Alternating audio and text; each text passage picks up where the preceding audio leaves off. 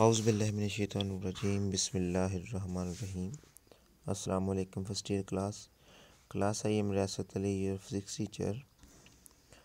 Students, हमारा आज का जो टॉपिक है वो है law of conservation of angular momentum, और इसके साथ स्टूडेंट्स एक छोटा सा टॉपिक है जिसमें है रोटेशनल काइनेटिक एनर्जी।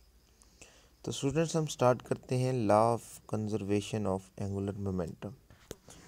तो स्टूडेंट्स में फर्स्ट ऑफ ऑल क्या है, इसकी डेफिनेशन है, if no external torque acts on a system the total angular momentum of the system remains constant. तो स्टूडेंट्स, आपका पेपर वर्क जो है ये पहली स्लाइड के अंदर ये वाला आपने नोट करना है। इन दो लेक्चर्स के फिज़िकल मीनिंग समझने के लिए नेक्स्ट स्लाइड्स में आपको बताऊंगा अभी। और स्टूडेंट्स, आपने ये जो पेपर वर्क करना है ये स्लाइड नंबर 1, ये वाली 2 रोटेशनल काइनेटिक एनर्जी की है, ये सेकंड भी एनर्जी वाली है, ये उसके साथ आपने नोट करनी है, ये भी सेकंड टॉपिक का एक पार्ट है।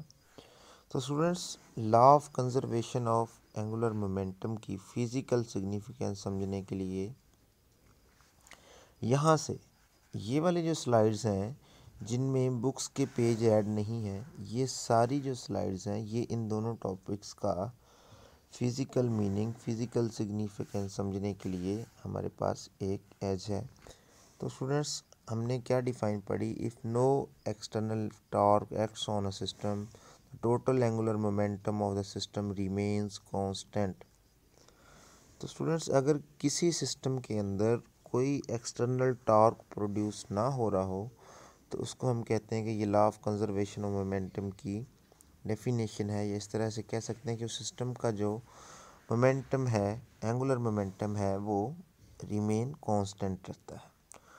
अब आपकी बुक के अंदर स्टूडेंट्स इसकी सारी एक्सप्लेनेशन लिखी गई है, जिसको आप देख सकते हैं कि इस तरह से वो वाली सारी जो डायग्राम है बना के कि एक डाइविंग मैन है वो किस तरह से पुश करता है और किस तरह से जब वो स्ट्रेच करता है अपने आर्म्स को, क्या इसका रिलेशन है। ये सारी फ़िज़िकल सिग्निफिकेंस इसकी स्टूडेंट्स इस स्लाइड से स्टार्ट करेंगे हम, ये वाले जो आपको अब स्क्रीन के ऊपर नज़र आ रही है। हमने स्टूडेंट्स के अंदर एक टर्म डिफ़ाइन के अंदर पढ़ी है कि जब उसके ऊपर कोई भी एक्सटर्नल टॉर्क एक्ट ना कर रहा हो, तो अगर हम टॉर्क की डिफ़ाइन लिखें तो टॉर्क क्या है, delta L over delta T होता है। अब हमने डिफ़ाइन में ये पढ़ा है कि कोई भी एक्सटर्नल टॉर्क एक्ट ना करे, इसका मतलब ये है कि कोई टॉर्क नहीं है, मीनिंग ये हुए कि टॉर्क ज़ीरो है। अब इसी स्लाइड के अंदर जो लेफ़्ट साइड पे लिखा हुआ delta L over delta T, इसके अंदर हम अगर टॉर्क को ज़ीरो पुट करेंगे तो हमारे पास जो डेल्टा एल की वैल्यू यानी एंगुलर मोमेंटम की वैल्यू इक्वल टू ज़ीरो आ जाएगी। अब स्टूडेंट्स, ये भी पता है कि डेल्टा एल क्या होता है, L2 माइनस L1। अब अगर हम L1 को और L2 को अरेंज करें तो हमारे पास क्या होगा, फिर L1 is equal to L2। इसका क्या मतलब है कि किसी सिस्टम का जब लीनियर मोमेंटम इनिशियल पे और फाइनल पोजीशन पे सेम हो तो इसका मतलब है कि उसका जो मोमेंटम है वो कांस्टेंट है। अगर हम एंगुलर मोमेंटम की बात करें तो इसके अंदर भी यही हो सकता है कि जब I1 omega 1 is equal to I2 omega 2, ये हम एंगुलर मोमेंटम की बात करें। हमने डिफ़ाइन में यही पढ़ा था कि जब रिमेन्स कांस्टेंट यानी सिस्टम का एंगुलर मोमेंटम कांस्टेंट रहता है तो हम कहते हैं कि ये law of conservation of momentum है। अब स्टूडेंट्स की थोड़ी सी फिज़िकल सिग्निफिकेंस और है इस स्लाइड के अंदर। वेरी ब्यूटीफुल इक्वेशन यहाँ पे लिखा हुआ है, ये वाला क्या है। अब इसका जो सारा जो ये वाला है एंगुलर मोमेंटम का, इसकी एप्लीकेशन स्टूडेंट्स हमारी ज़मीन से लेकर कायनात की हर चीज़ के अंदर, हम जब फिज़िकल साइंस की बात करते हैं, फिज़िकल साइंसेस में इस लॉ का जो इतलाक़ है सारी चीज़ों के ऊपर होता है। अब स्टूडेंट्स, इसके अंदर कुछ टर्म्स लिखी हुई हैं। अगर हम सी सा की बात करें तो उसकी एग्जांपल देख के भी आपको समझ आ जाएगी कि उसका moment of inertia, angular momentum या उसकी वेलोसिटी, एंगुलर वेलोसिटी क्या है। अब इसके अंदर एक टेक्निकल टर्म लिखी है जिसमें क्या है, I1 omega 1, is equal to I2 omega 2।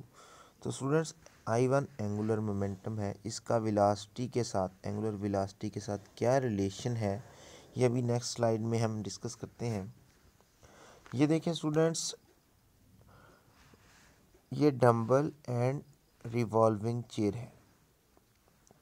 कोई भी मैन है जो अपनी स्टूल के ऊपर जो रिवॉल्व कर सकता है, उसके ऊपर वो बैठा हुआ है।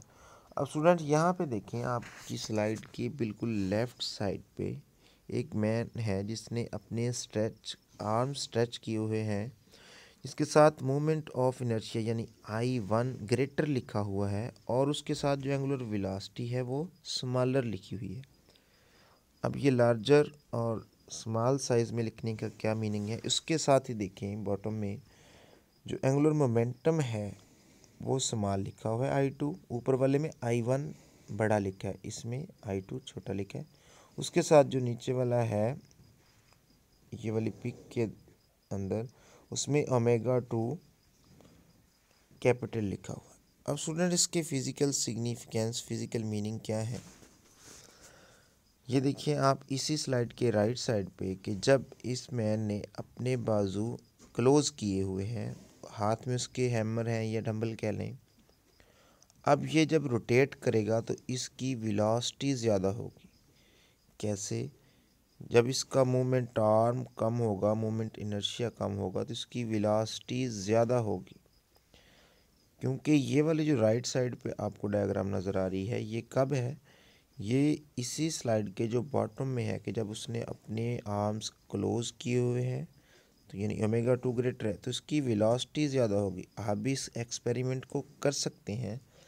ये वाला जो लॉ है सारे ऑब्जेक्ट्स के ऊपर, ज़मीन से लेकर आसमान तक जितने भी हमारे ऑब्जेक्ट्स हैं, खा वो प्लेनेट हैं कोई भी हैं, उसके ऊपर ही होल्ड करेगा। आप भी एक घूमने वाली चेयर के ऊपर बैठ के या स्टूल के ऊपर इस तरह इसको एक्सपेरिमेंट को कर सकते हैं। इसके क्या मीनिंग है कि जब आप अपने आर्म्स को ऐसे फैलाएंगे और रोटेट करेंगे, जब आपके आर्म्स स्ट्रेच होंगे तो आपकी स्पीड कम होगी, आपकी एंगुलर वेलोसिटी कम होगी और आपका एंगुलर मूवमेंट क्या होगा, ज़्यादा होगा। तो स्टूडेंट्स ये देखिए नेक्स्ट स्लाइड में, जब इसने अपने आर्म्स स्ट्रेच किए हैं तो फिर क्या हो जाएगा, इसकी वेलोसिटी, एंगुलर वेलोसिटी कम हो जाएगी, एंगुलर मोमेंटम ज़्यादा हो जाएगा। तो स्टूडेंट्स यही बात है कि जब फॉर एग्ज़ाम्पल हम सीसा की एग्ज़ाम्पल ले लेते हैं जिस पे बच्चे खेलते हैं, मोस्टली अब जब पार्क वगैरह में जाते हैं तो सीसा वहाँ फिक्स होता है। तो स्टूडेंट्स में क्या होता है कि जब फॉर एग्ज़ाम्पल बहुत ज़्यादा लंबा प्लैंक होगा जिसके ऊपर बैठ के वो बच्चे खेलते हैं, बहुत ज़्यादा लंबा प्लैंक होगा तो उसका मोमेंट आर्म बहुत ज़्यादा लंबा होगा, तो उसकी वेलोसिटी यानी एक बच्चे को ऊपर जाने में और दूसरा जो उसके अपोजिट बैठा होगा उसको नीचे जाने में ज़्यादा टाइम लगेगा, यानी उसकी एंगुलर वेलोसिटी क्या होगी, कम हो जाएगी।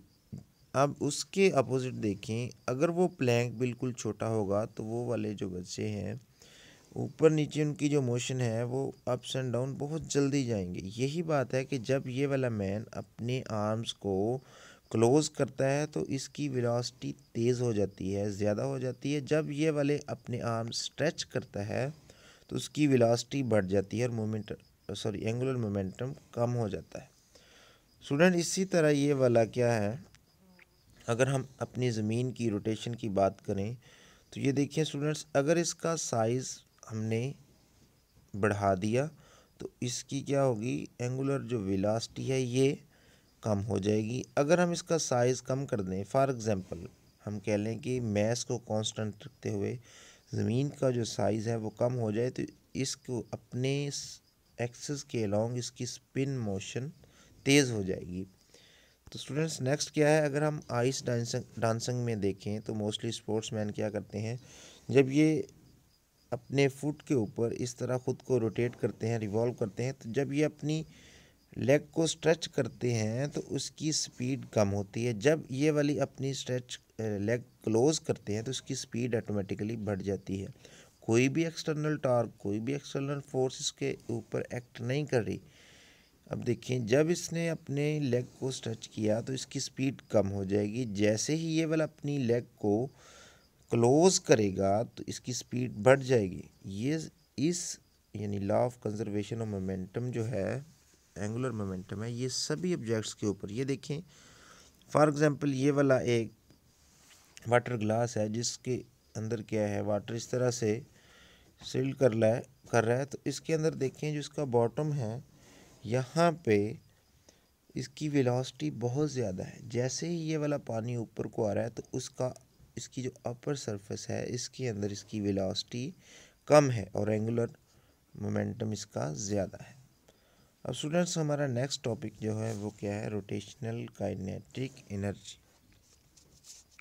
स्टूडेंट्स, रोटेशनल काइनेटिक एनर्जी में क्या है, the energy possessed by a body due to its rotation around its own axis is called rotational kinetic energy।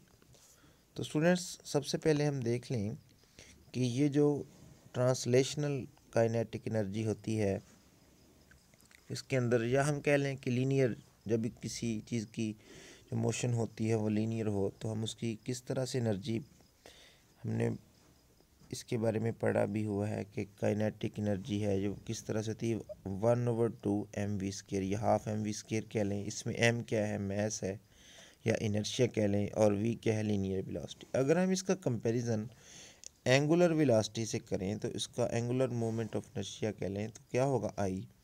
वो किस तरह से लिख सकते हैं, 1/2 I⍵², यानी i क्या है, एंगुलर मोमेंटम।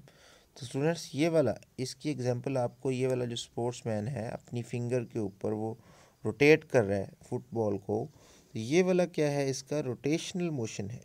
इसकी ये क्या है, रोटेशनल मोशन है। और हमारा जो टॉपिक है ये भी रोटेशनल काइनेटिक एनर्जी के रेलेवेंट ही है। तो स्टूडेंट्स, अब हमने एक सिस्टम कंसिडर करना है। जिस तरह हमारी जो अर्थ है ये रिवॉल्व करती है अपने एक्सिस के अराउंड, भी इसकी एक मोशन होती है। तो स्टूडेंट्स, सिस्टम के अंदर देखें, consider a body is spinning about an axis with constant angular velocity omega. Each point of the body is moving in a circular path. अब स्टूडेंट्स, ये देखें, फॉर एग्जांपल ये हमारी अर्थ का स्ट्रक्चर है। अब उस अर्थ के अंदर से हमने कोई एक यूनिट मैस कंसीडर कर लिया। ये वाला जो रेड स्पॉट आपको नज़र आ रहा है उसके ऊपर m लिखा हुआ है, ये वाला हमने कंसीडर कर लिया। ज़ाहिर सी बात है, इसके अंदर एक ही मैस तो नहीं है, काफ़ी सारे मैसेस होंगे, लेकिन हमने इनिशियली यहाँ पे कहना है कि इसके अंदर यूनिट मैस है, यानी एक है। उसके हिसाब से हम सब मैसेस को ऐड करके इसकी kinetic, rotational kinetic energy find करेंगे। अब स्टूडेंट्स, के अंदर क्या है, if m1 m2 m3 so on mn are masses of n particles and r1 r2 r3 rn are their distances from the axis of rotation। Students, के अंदर ये देखें, लेफ़्ट साइड पे आपको नज़र आया कि एक्सिस ऑफ रोटेशन के अराउंड ये वाला मैस घूम रहा है। अब इसी तरह के नंबर ऑफ़ मैसेज हों तो उसको हम m1 m2 के साथ डिनोट कर सकते हैं। तो स्टूडेंट्स, के साथ क्या है कि ith पार्टिकल हम कह लें तो इसके साथ एक्सिस ऑफ रोटेशन से जो डिस्टेंस होगा वो ith r के साथ भी हम लगाएंगे। तो इसकी वेलोसिटी, स्टूडेंट्स, हमने ये भी पढ़ा है कि जो वेलोसिटी होती है वो हम एंगुलर वेलोसिटी और लीनियर वेलोसिटी के दरमियान जो रिलेशन हमने फाइंड किया था वो v is equal to r omega था। तो सबसे पहले इस स्लाइड के अंदर सबसे टॉप पे देखें, v i is equal to r i omega i. ये किसके लिए है, ये काइनेटिक एनर्जी है ऑफ दिस पीस इज़, इसके लिए जो एक ही पीस लिखा इसके अंदर दिखाया गया है उसकी काइनेटिक एनर्जी क्या है, 1/2 mi/vi²। अब इसको अगर हम लिखें एंगुलर वेलोसिटी के हिसाब से तो क्या करेंगे, क्योंकि हमने v की जगह पे पुट करनी है r ओमेगा की वैल्यू, तो फिर क्या हो जाएगा, उस पूरी बॉडी के लिए क्या हो जाएगा, rotational kinetic energy 1/2 mi RI² omega I²। अब होल बॉडी के लिए स्टूडेंट्स हमने सारे पार्ट्स का सम करना है। अब अगर हम इसकी रोटेशनल काइनेटिक एनर्जी टोटल लिखेंगे तो क्या होगा, 1/2 m1 r1 का स्क्वायर ओमेगा 1 का स्क्वायर प्लस 1/2 m2 r2 का स्क्वायर ओमेगा का square plus so on 1/2 mn rn का स्क्वायर ओमेगा n का स्क्वायर। तो स्टूडेंट्स में कुछ भी ज़्यादा कॉम्प्लिकेटेड नहीं है, बस हमने इसमें से वेलोसिटी, एंगुलर वेलोसिटी को कॉमन ले लिया। क्यों कॉमन लिया? Each of its particle is spinning with same constant angular velocity. अगर हम चेक करें तो एक्सेस ऑफ रोटेशन से ये जो स्पिनिंग बॉडी है, इसके हर पार्टिकल की velocity with respect to axis of rotation के हिसाब से इस एंगुलर जो रोटेट कर रही है बॉडी, हर पार्टिकल की वेलोसिटी क्या है, कांस्टेंट है। इसीलिए हमने इसको कॉमन ले लिया ओमेगा स्क्वायर को। तो जो फाइनल इक्वेशन स्टूडेंट्स की बनेगी वो क्या होगी, काइनेटिक एनर्जी ऑफ रोटेशनल क्या होगी, या रोटेशनल काइनेटिक एनर्जी क्या होगी, 1/2 summation I1 to n MI/RI²। उसके बाहर क्या लिखा हुआ है, ओमेगा स्क्वायर। तो स्टूडेंट्स अब इसके अंदर MI/RI² हम पढ़ चुके हैं, क्या होता है, मोमेंट ऑफ इनर्शिया। अब जो कॉमन लिया था उसके साथ ओमेगा स्क्वायर वो वैसे का वैसा लिख देंगे। अब क्या इसका आ जाएगा फाइनल रिलेशन, काइनेटिक एनर्जी या rotational kinetic energy half I omega square. इसके अंदर I जो है वो मोमेंट ऑफ इनर्शिया है और उसके साथ क्या है, ओमेगा क्या है, एंगुलर वेलोसिटी है। अब स्टूडेंट्स हमने सम इम्पोर्टेंट कॉन्सेप्ट चेक करने हैं कि जब कोई बॉडी रोटेट करती है उसका एंगुलर मोमेंटम, एंगुलर वेलोसिटी किस तरह से होती है, रोटेशनल काइनेटिक एनर्जी किस तरह से होती है।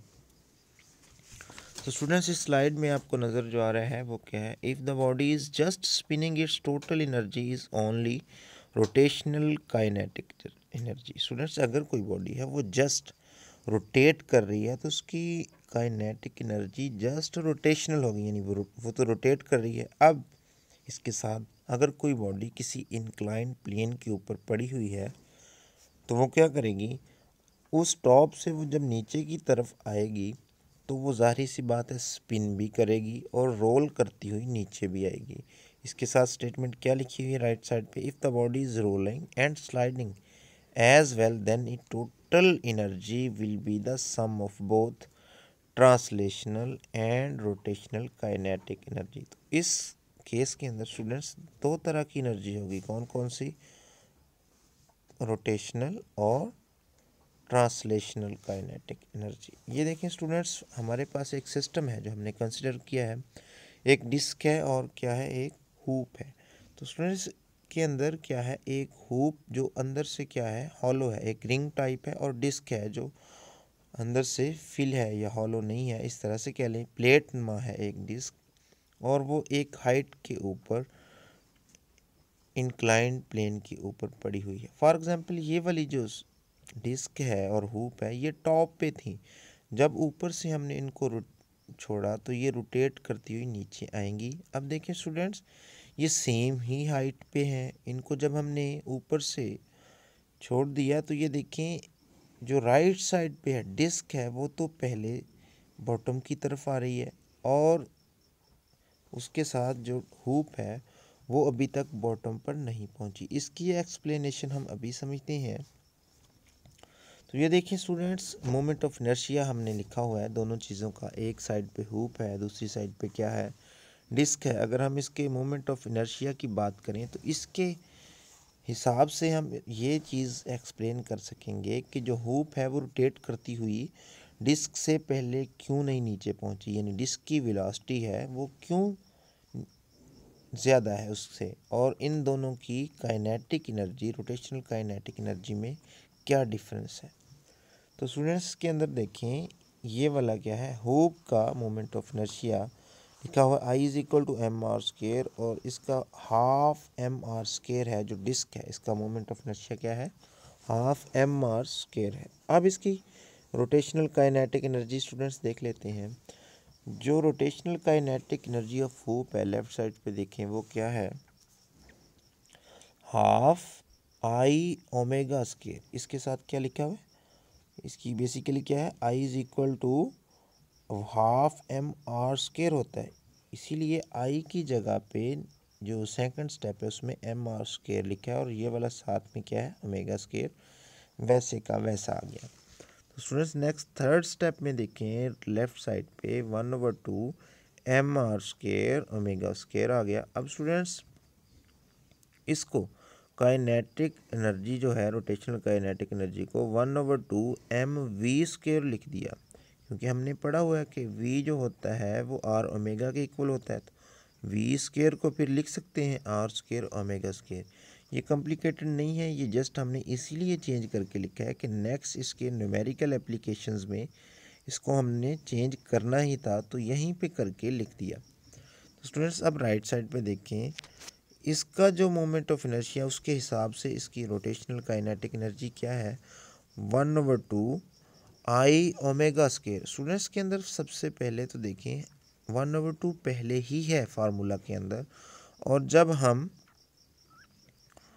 उसकी मोमेंट ऑफ इनर्शिया डिस्क का साथ राइट करेंगे तो वो half M are square omega square आ जाएगा। जब इन टोटल को मिला के हम लिखेंगे तो वो क्या आ जाएगा, 1/4 m are square omega square.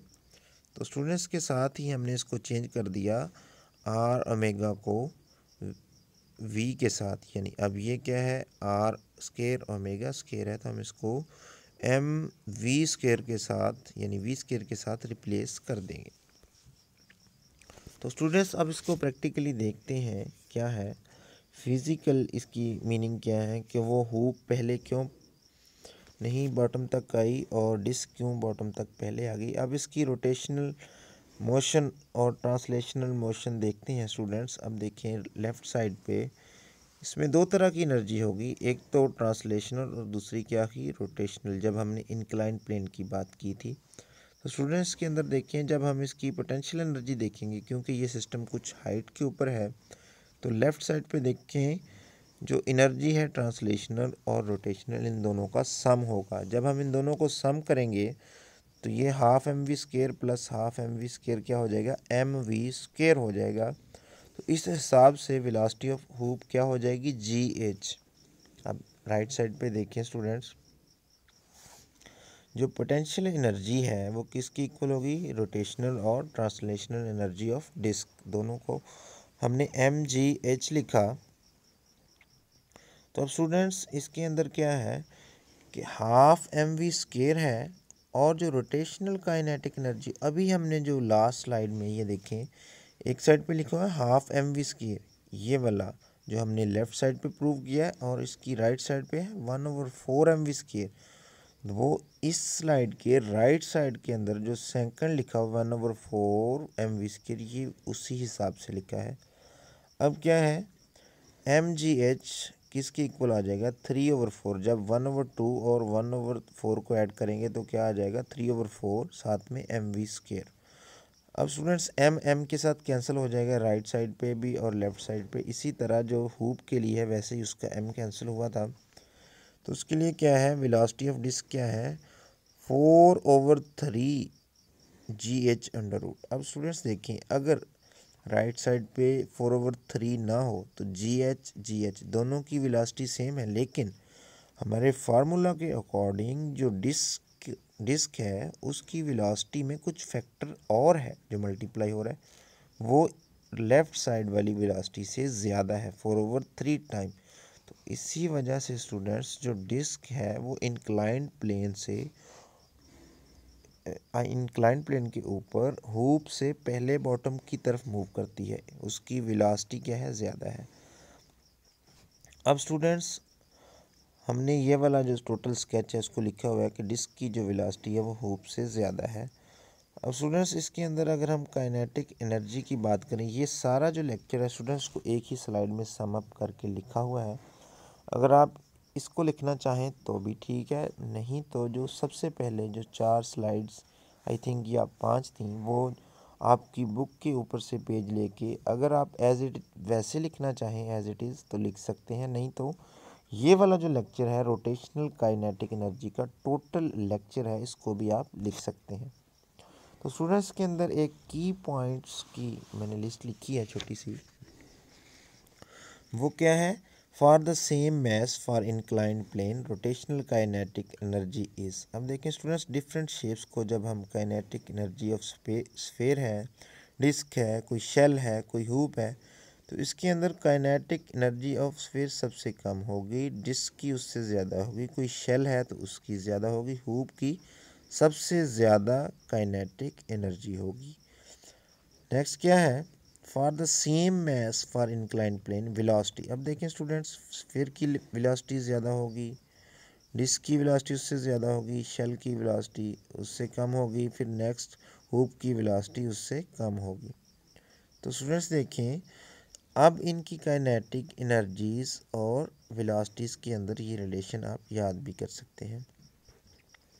तो स्टूडेंट्स के अंदर ये वाला जो एक टेबल है जो आपको ड्रा करके दिखाया है, कॉलम्स हैं इसके अंदर कुछ, ये आपने अपने नॉलेज के लिए याद कर लेना है कि किसी चीज़ की काइनेटिक एनर्जी किस तरह से होती है, रोटेशनल किस तरह से है, ट्रांसलेशनल किस तरह से है, जब दोनों का सम करते हैं तो वो टोटल किस तरह से होती है, कितनी होती है, और उसकी वेलोसिटी उसकी कितनी है। ये वाला आपको बुक पे शायद ना मिले तो स्टूडेंट्स को आपने नोट कर लेना है।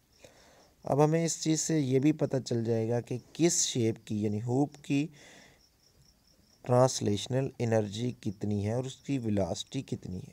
तो इस हिसाब से हम सारे ऑब्जेक्ट्स को याद भी कर सकते हैं। ये टोटली 4 ऑब्जेक्ट लिखे हुए हैं जो शेप्स के हिसाब से हमने उसकी रोटेशनल, ट्रांसलेशनल और टोटल एनर्जी और साथ में वेलोसिटी भी चेक कर लेनी है। तो स्टूडेंट्स आपकी मर्ज़ी है, ये वाला पूरा लेक्चर आप इन स्लाइड से जो आपको बाद में दिखाई गई हैं उनसे याद कर लें, या जो पहले बुक से पेज लेके आपको दिखाया गया है वो याद कर लें। दोनों के लिए ही सेम इफ़ेक्ट होगा, लेकिन आपने अच्छे तरीके से इसको याद करना है। Best of luck. अल्लाह हाफिज़।